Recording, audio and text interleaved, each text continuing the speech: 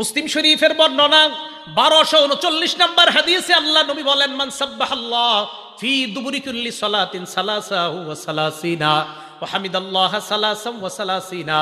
ফরজ নামাজের পর যেই ব্যক্তি 33 বার সুবহানাল্লাহ পড়বে, 33 বার আলহামদুলিল্লাহ পড়বে, ওয়া কাব্বারাল্লাহ সালাসা ওয়া সালাসিনা, 33 বার আল্লাহু আকবার।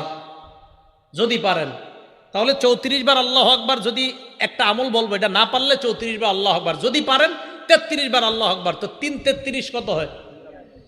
এরপরে পড়বেন লা ইলাহা ইল্লাল্লাহু ওয়াহদাহু লা শারীকা লা লাহুল মুলকু ওয়া লাহুল হামদু ওয়া হুয়া আলা কুল্লি শাইইন কাদির। আল্লাহ নবী বলেন, যারা নিয়মিত এই আমলটা করবে, গফিরাত লাহু খাতায়া ওয়া ইন কানাত মিসলা জাবাদিল বা, আল্লাহ ওই ব্যক্তির সমুদ্রর ফেনা পরিমাণ গুনাহ যদি হয়, তার গুনাহগুলো আল্লাহ মাফ করে দেয়। প্রতিদিন পড়বেন। এবার আমার সাথে একটু বলেন সুবহানাল্লাহি ওয়া বিহামদি। আবার সুবহানাল্লাহি ওয়া বিহামদি, সুবহানাল্লাহি ওয়া বিহামদি। এতটুকুই। বুখারী শরীফের 6408 নম্বর হাদিসের বর্ণনা, মান ক্বালা সুবহানাল্লাহি ওয়া বিহামদিহি ফিল ইয়াউমি মিআতা মাররা। আমি যেটা বললাম এখন আপনি ঘুমাইবেন তো ঘুমানোর সময় পড়েন সুবহানাল্লাহ বিহামদি, সুবহানাল্লাহ বিহামদি। নবীজি বলেন, যেই ব্যক্তি নিয়মিত 100 বার এই সুবহানাল্লাহি ওয়া বিহামদি পড়বে, হুত্তাত খাতায়াহু ওয়া ইন কানাত মিসলা জাবাদিল বাহরি, সমুদ্রের ফেনা পরিমাণ গুনাহ হলেও আল্লাহ মাফ করে দিবেন। বলেন তো একটু সুবহানাল্লাহি, বাস একটু সুবহানাল্লাহি ওয়া বিহামদি, সুবহানাল্লাহি ওয়া বিহামদি, সুবহানাল্লাহি ওয়া বিহামদি। কয়বার? 100 বার। কষ্ট না সহজ? তো পড়বেন, শুয়ে শুয়ে আছেন, পড়তে থাকেন। যাদের ঘুম না আসে এগুলো পড়তে থাকেন, দেখবেন ঘুমাইসা যাবে ইনশাআল্লাহ। আল্লাহ আমল করার তৌফিক দান করেন। বুখারী শরীফের 6407 নম্বর হাদিসের বর্ণনা, নবীজি সাল্লাল্লাহু আলাইহি সাল্লাম বলেন, আমাদের দুইজনের দিকে তাকান, মাসালুল লাযী ইয়াসকুরু রাব্বা ওয়াল লাযী লা ইয়াসকুরু রাব্বা মাসালুল হাইয়্যি ওয়াল মাইয়িত। আমরা দুইজন এক রুমে থাকি, উনি আল্লাহর জিকির করে, আমি করি না। নবীজি বলেন, উনি হলেন জিন্দা ব্যক্তির মতো, তুমি হলো মরা ব্যক্তির মতো। হ্যাঁ, নাউযুবিল্লাহি মিন যালিক। আল্লাহ আমাদেরকে হেফাজত করেন, আল্লাহ আমাদেরকে হেফাজত করেন। তাহলে জিকির করবো তো ইনশাআল্লাহ। জিকির করা এটা হলো 6 নাম্বার কাজ, এটা মনে রাখবো আমরা। তাহলে 5 নাম্বার কোরআন তেলাওয়াত করা, 6 নাম্বার আল্লাহর কি করা? আল্লাহর জিকির করা। 7 নাম্বার ভালো মানুষের সাথে ওঠা বসা করা।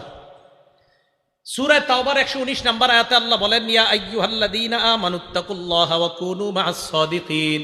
হে ঈমানদারগণ, তোমরা আল্লাহকে ভয় করো, সত্যবাদীদের সাথে উঠা বসা করো। আলেমদের সাথে উঠা বসা করেন, মসজিদের ইমাম খতিবদের সাথে উঠা বসা করেন, আল্লাহওয়ালাদের সাথে উঠা বসা করেন। এটা হলো 7 নাম্বার। 8 নাম্বার কাজ, শাওয়াল মাসে 6টা রোজা রাখবেন। শাওয়াল মাসে কয়টা রোজা?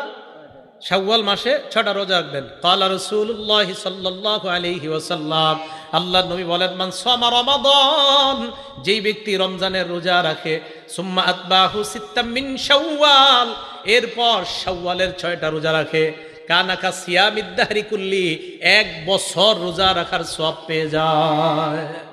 শাওয়াল মাসে 6টা রোজা রাখা। মা বোনদের যাদের কাজা রোজা আছে, কারো 3টা, কারো 7টা, কারো 10টা, তারা কাজা রোজা আলাদা রাখবে, শাওয়ালের 6 রোজা আলাদা রাখবে। আপনাদের অসুস্থতার কারণে যদি কারো রোজা কাজা হয়ে থাকে, এই কাজা রোজা আলাদা রাখবেন, শাওয়ালের 6 রোজা আলাদা রাখবেন। একটা আরেকটার সাথে মিলিয়ে রাখা যাবে না। কিন্তু শাওয়ালের 6 রোজা যদি পারেন টানা 6 দিন রাখবেন, না পারলে মাসের মধ্যে যেই কোনো 6 দিন রাখবেন। শাওয়াল মাসের মধ্যে যেই কোনো 6 দিন রাখবেন, ইনশাআল্লাহ আদায় হয়ে যাবে। আর সারা বছর যদি পারেন, সোমবার আর বৃহস্পতিবার আপনারা রোজা রাখার চেষ্টা করবেন।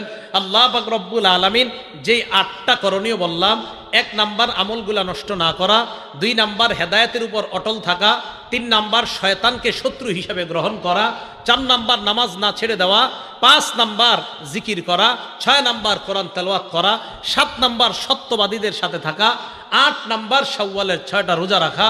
এই আমলগুলো আমরা সারা জীবন করব ইনশাআল্লাহ। সারা জীবন যেন এই আমলগুলা ধরে রাখতে পারি, রমজানের ধারাবাহিকতা অভ্যাস যেন আমলের অভ্যাস ধরে রাখতে পারি। আল্লাহ তৌফিক দান করেন।